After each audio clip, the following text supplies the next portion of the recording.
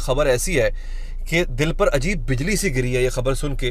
पाकिस्तान और अफगानिस्तान के दरमियान सरहदी टेंशन्स बहुत ज़्यादा बढ़ गई हैं कि एक तैयारा भी पाकिस्तान एयरफोर्स का, एक तैयारा भी अफगान तालिबान ने जो है वो मार गिराया है।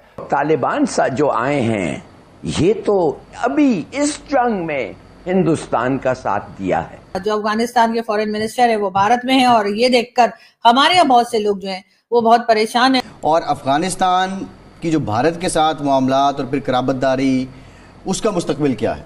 और अफगान फोर्सेज और पाकिस्तानी फोर्सेज के बीच में पहली मर्तबा इस लेवल की टेंशन हुई है और इतनी फायरिंग का तबादला हुआ है, शेलिंग का तबादला हुआ है। चौकियां तबाह, चौकियों पर कब्जा कर लिया गया, पाकिस्तान के फौजियों को जख्मी हालत में गिरफ्तार कर लिया गया।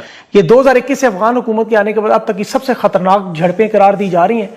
फ्रंट लाइन पोजीशन पर भारी तादाद में नफरी अफगानिस्तान की तरफ से आ चुकी है। कि पहले दिन पाकिस्तान जब वजूद में आया तुम लोग पाकिस्तान के खिलाफ थे, लेकिन बयानिया ये दिया गया जी कि हमने अफगानिस्तान के अंदर जाके और अपना झंडा लगा दिया है।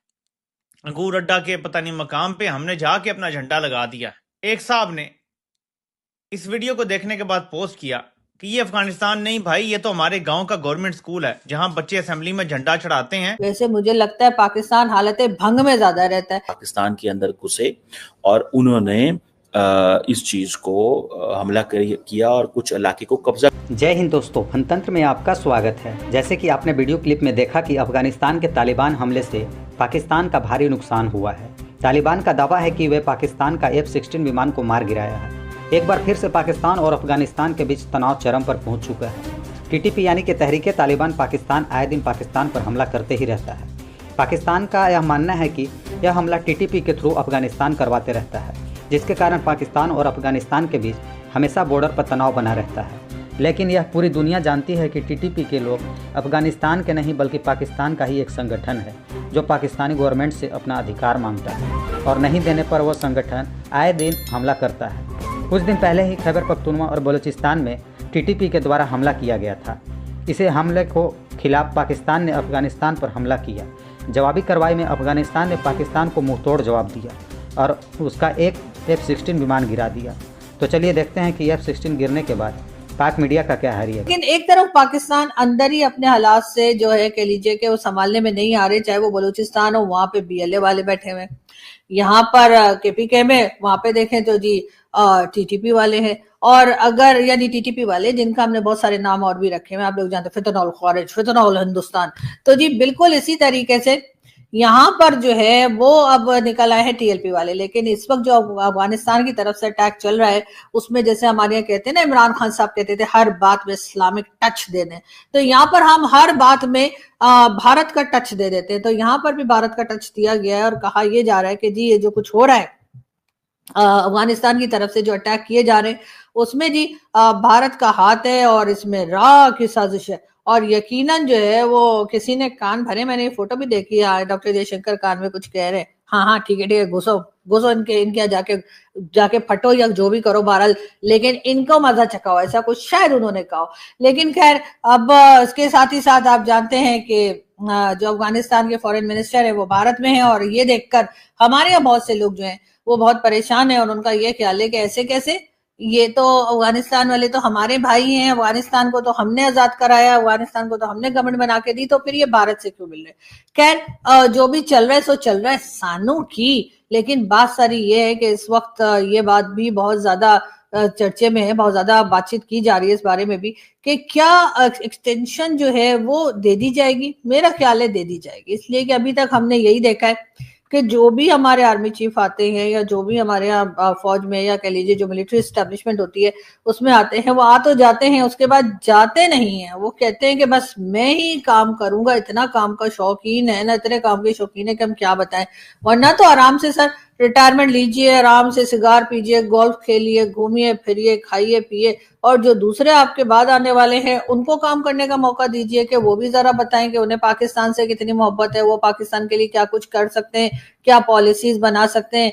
लेकिन नहीं, यहाँ पर सिलसिला यही चलता है और अभी भी कुछ ऐसा ही लग रहा है। दूसरी तरफ हमने ये भी देखा है कि ये बातें भी चल रही हैं कि कहीं इनको प्रेसिडेंट ना बना दें, इसलिए कि जो पहले फील्ड मार्शल साहब एक बार बने थे ना, ठीक है ना, आप लोग जानते हैं अयूब खान, तो वो भी जो है एक तरीके से बन गए थे, फील्ड मार्शल बन गए थे। तो अब लोग कह रहे हैं कि कहीं ये भी ना बन जाए। बहरहाल उसमें हम क्या कर सकते हैं जी, हम तो वीडियो बनाते हैं, हम तो बात करते हैं, लेकिन ये कि हमारी बात ये लोग ना ही सुने तो अच्छा है, इसलिए कि हमारी बात सुनकर ये कोई सही रास्ता तो लेते नहीं है, उल्टा ऐसा रास्ता लेते हैं जो सीधा हमारे तक आता है और फिर हमारी फैटी ना लग जाए, इसलिए हम इन बातों से बचते हैं।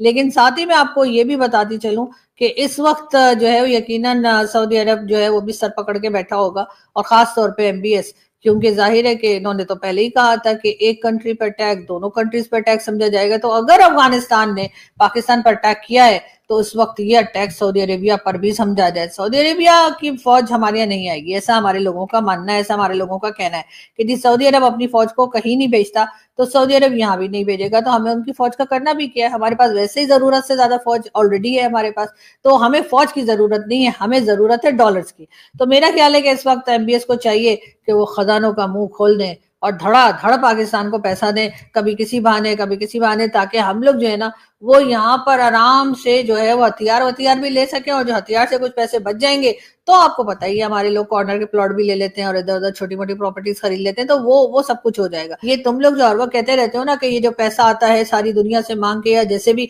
वो पब्लिक के ऊपर लगाया जाए, तो उनको ये कहा जा सके कि पब्लिक में पैसा कैसे लगेगा जब पाकिस्तान जो है वो हालत जंग में है। आपको पता है ना कि इनके ऊपर लगाने के बजाय हमें डिफेंस पे पैसा लगाना चाहिए, मतलब हम बचेंगे। तो मतलब कहना चाहिए ना कि कोई चीज आएगी, लेकिन लोगों को ये समझ में आ ही नहीं रहा। लोग कह रहे हैं भाई हमें कुछ दोगे तो, वरना हमें बचकर करना क्या है, इसलिए कि ना हमारे पास इलेक्ट्रिसिटी के बिल देने के पैसे हैं, ना हमारे पास खाने के पैसे हैं, ना हमारे पास बीमार होने के पैसे हैं, ना हमारे पास सही होने के पैसे हैं, हमारे पास ना एजुकेशन के लिए फंड है, ना हमारे पास कोई और फंड है। तो ऐसे में अगर आप हमें बॉर्डर और हर तरफ से बचा भी लेंगे तो हम भला उससे क्या करेंगे। मैं कल अपनी मार्केट में, सामने मार्केट है मेरे घर के, मैं वहां गई थी और वहां पे शॉपकीपर, क्योंकि पूरा इस्लामाबाद लाहौर सब ब्लॉक है, तो वहां पे वो कहने लगा कि जी कोई सामान जो है वो नहीं आ रहा है, और उसकी रीजन उन्होंने यही बताई कि जी जो सप्लाई है वो नहीं आ पा रही है। जाहिर है जब आप रोड ब्लॉक कर देंगे, आप हर जगह पे जो है वो कंटेनर सिटी जो आपने बनाया है वो बना देंगे, तो जाहिर है जो शिपमेंट या जो सामान आना है शॉप तक वो नहीं आ पा रहा। तो उसने कहा कि जी हमारा तो हाल खराब है और कई दिन हो गए हैं और हमारे यहाँ सामान नहीं आ पा रहा है और इसलिए हम लोग बहुत परेशान हैं। तो मैंने उनसे कहा तो आप परेशान क्यों हो रहे हैं भाई, हमारे पास तो एटम बम है। तो उन्होंने, वो जो साहब थे यानी जो शॉपकीपर थे, उन्होंने कहा जी एटम बम इनको चाहिए हमारे सर पे मार दें, इसलिए कि हमारी जो हालत कर रखी है इन्होंने कि हम ना जिंदा लोगों में हैं ना मुर्दा लोगों में हैं, और हमारी जो परेशानियां हैं वो बढ़ती जा रही हैं, कम नहीं हो रही। और अगर तुम लोग नए हो तो सब्सक्राइब करो।